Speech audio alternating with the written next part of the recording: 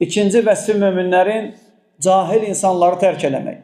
Yəni tərk eləmək o demək deyil, dəvət eləmirsən, dəvət edirsən. Lakin onlara qoşulmursan cahilliklərində. Onların Allah və Rəsuluna asi olan əməllərində, sözlərində, məclislərində sən olmursan. Çünki onların məclislərinin demək olar ki, əksəriyyəti nədir? Allah və Rəsulun qəzəbləndirən məclislər olur. Allah Teala buyurur ki: "Və izə xatabəhum el-cahilun qalu salama." Cahillər o təvazukar insanlara, mərhəmətli Allahın qullarına bir söz atanda və ya onları ələ salanda, onlara pis söz deyəndə onlara salam deyib keçirlər. Onlara salam deyib keçirlər. Və onlardan heç kim, dəyərli qardaşlar, salamat qalmır. Heç vaxta razı qalmayacaqlar. Cahillər, Allah və Rəsulunu istəməyənlər, ümumən İslam dinini bəyənməyənlər, yaşamaq onlara ağır gələn insanlar heç vaxt səndən razı qalmayacaqlar. Niyə görə?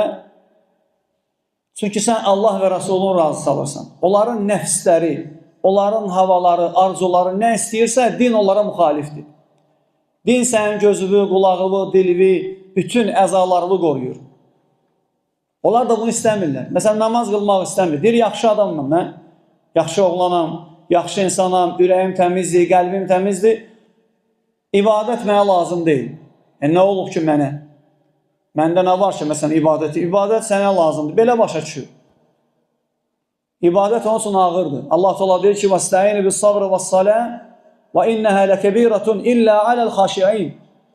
Səbir etmək və namaz qılmaqla Allahdan kömək istəyin. Bu əməl, səbirli olmaq, namaz qılmaq, təmkinini aparmaq özü Allah üçün ləkəbiratun, ağırdır. İllə aləl-xaşiin. Kimlər ki Allah'a xuşu içində ibadət edirsə, onlardan başqasına ağırdır.